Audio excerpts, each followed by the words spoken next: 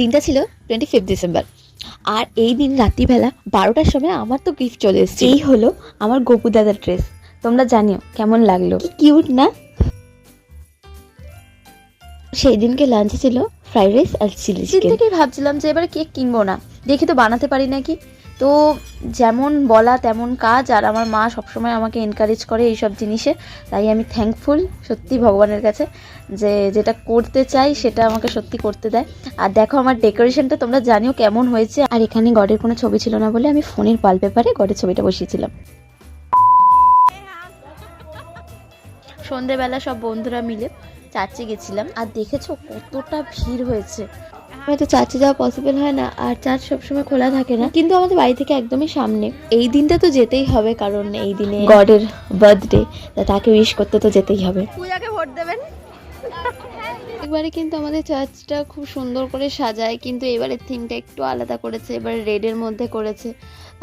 মানে এবারেরটা আমার একটু বেশি ভালো লেগেছে সাজানোটা।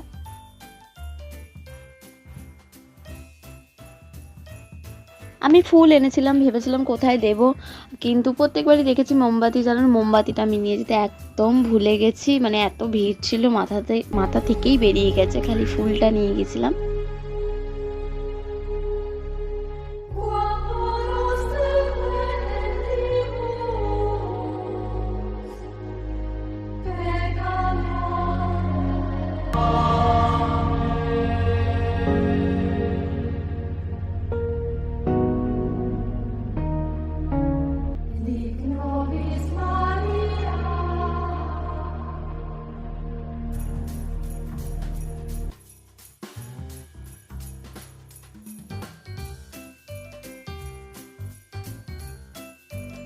এবার সময় চলে এসেছে চার্চা থেকে বেরোনো, আমাদের সব কমপ্লিট হয়ে গেছে। চার্চা থেকে বেরিয়ে আমরা এখন যাব খ্রিস্টানপাড়া মাঠে, আমাদের পাশেই মাঠটা আছে, সেই মাঠেও প্রোগ্রাম হয় আর এরকম সুন্দর করে সাজানো হয়।